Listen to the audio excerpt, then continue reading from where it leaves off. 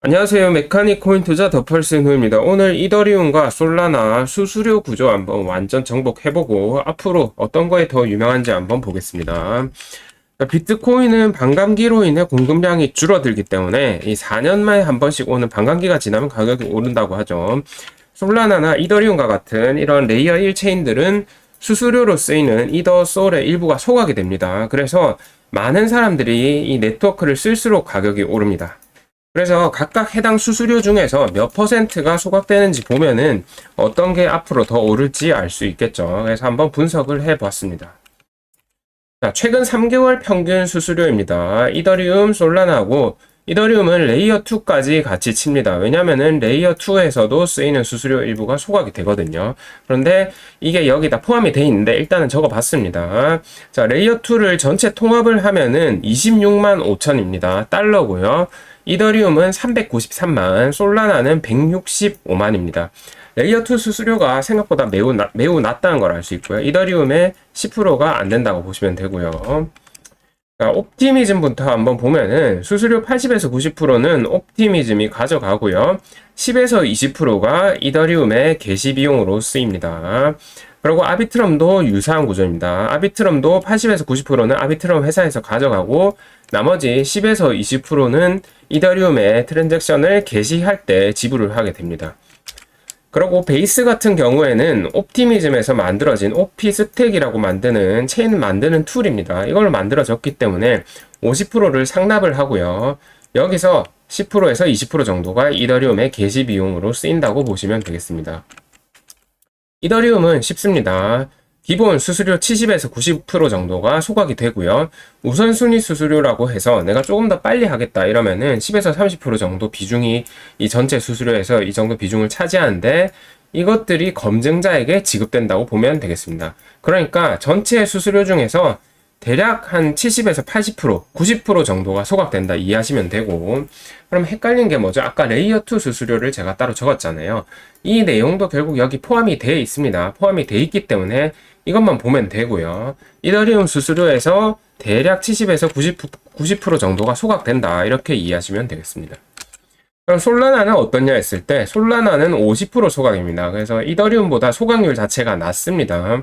50%는 검증자에게 지급하고 50%가 소각된다. 이렇게 이해하시면 되고요. 자, 그래서 계산을 해봤을 때 자, 이더리움의 3개월 평균 수수료 393만을 400만이라 대충 보고 80%가 소각된다고 가정을 하면은 320만 달러가 소각이 되는 거고요. 솔라나의 경우 80만 달러가 소각이 됩니다. 여기서 50%잖아요. 165만에서. 그럼 시가총액을 계산했을 때 시총이 이더리움이 솔라나의 한 4.7배거든요.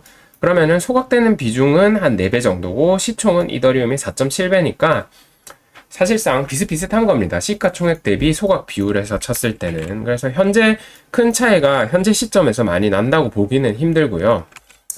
그런데 이더리움에 한 가지 좀 문제점이 있는데요. 이 그림이 뭐냐면은 여기 파란색은 이더리움의 가격이고요. 이 노란색은 이더리움의 수수료입니다.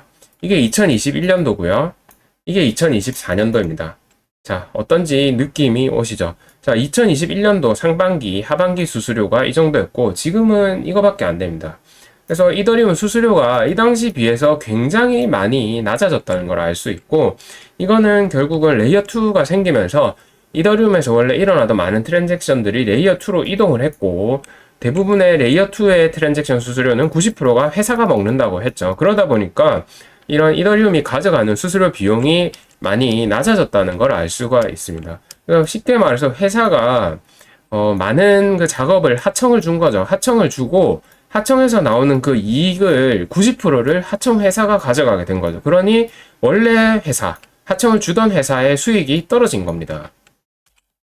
솔라나는 어떠냐 했을 때 이더리움과 많이 차이 납니다. 솔라나는 오히려 2021년도 당시에 버블이었다 할 정도로 이 수수료로 인한 가격 상승보다는 기대감이나 이런 버블로 가격이 많이 올랐죠. 근데 지금 2024년도는 어떻습니까? 이때 대비 수수료가 2배 이상 거의 뭐 유관상 거의 한 5배 이상 성장한 걸로 보이고요.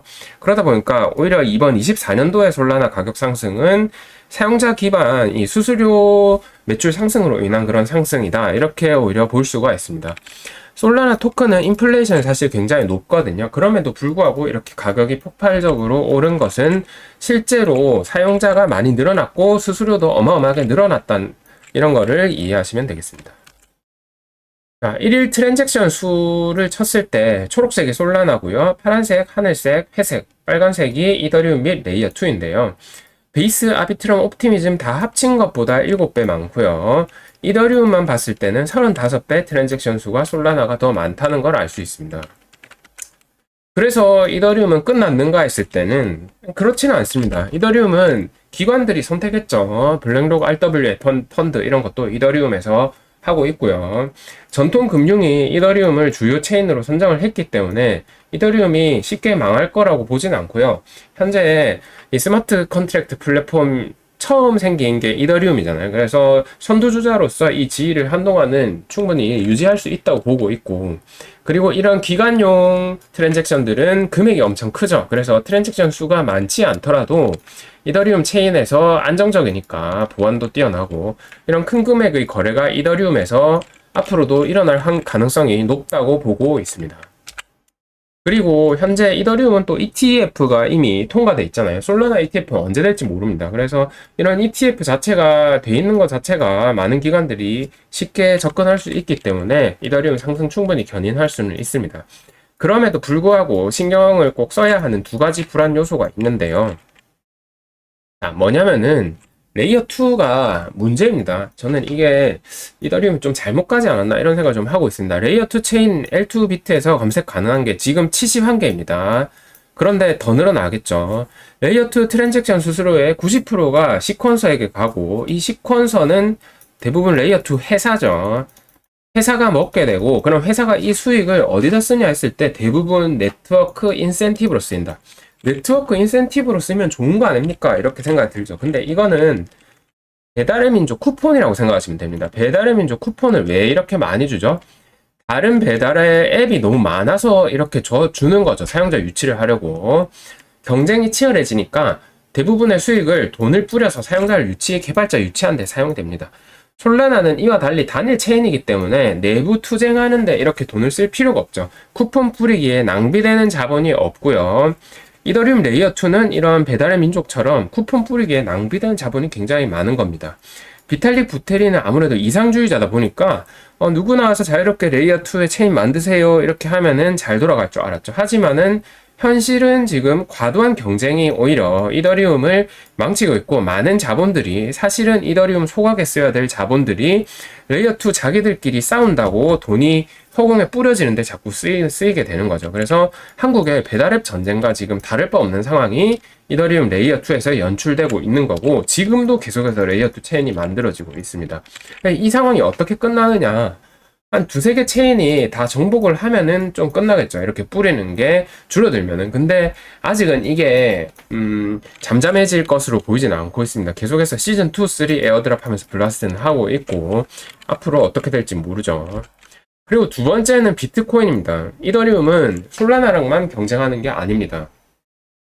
비트코인 레이어2하고도 경쟁을 해야 되는데요.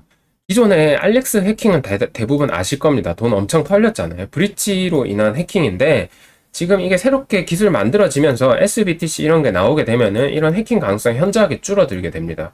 그럼 보안 문제가 해결이 되고 속도가 그럭저럭 쓸만하다 그러면은 어떻게 되겠습니까? 기관들이 주요 디파이 네트워크로 이더리움이 아니라 비트코인 네트워크를 채택할 가능성 굉장히 저는 높다고 보고 있습니다. 그래서 사실 레이어2가 저런 솔라나에 밀리는 거는 이더리움에 큰 타격이 아닙니다. 왜냐면은 레이어2 수수료 자체가 워낙 저렴해서 지금의 이더리움 매출에서 차지하는 비중이 크지 않거든요.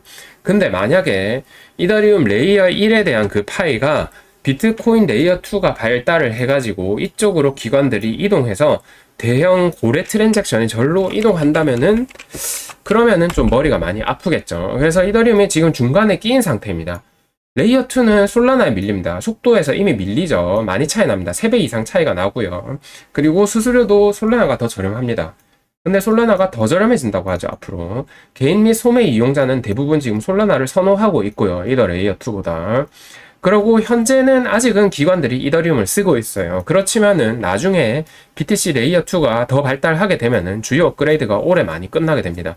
그러면은 이쪽으로 이탈을 하게 되면은 오히려 이게 치명적인 영향을 끼칠 수 있다. 그래서 이더리움이 지금 중간에 끼어 있는 상태이고 앞으로 어떻게 될지 잘 지켜봐야 합니다. 그래서 극단적인 그런 상황이 펼쳐질 가능성은 낮다고 보지만은 이 비트코인 레이어 2가 생겼을 때 타격은 솔라나가 받는 게 아니라 이더리움이 받을 확률이 높다. 저는 이렇게 보고 있습니다. 이더리움 네트워크 수수료는 21년도보다 오히려 줄어들었다. 이 부분 아셔야 되고요. 레이어 2로 많은 트랜잭션이 옮겨갔고 레이어 2의 과잉 출혈 경쟁, 배달 앱 쿠폰 경쟁입니다. 이런 걸로 인해서 이더리움 소각률도 많이 떨어진 겁니다. 솔라나로 개인 사용자를 많이 뺏겼고요. 기관이 나중에 비트코인으로 옮겨간다 치면은 이거는 굉장히 위험한 상황이기 때문에 앞으로 잘 보셔야 합니다. 그래서 이더리움과 솔라나 수수료 구조 오늘 한번 잘 분석을 해봤습니다. 그래서 투자한다면은 이더리움 하나만 투자하면 안 되겠죠. 비트 이더 같이 사야 되고요. 솔라나까지 이렇게 같이 사면은 좋겠습니다. 오늘 영상 여기까지 하겠습니다.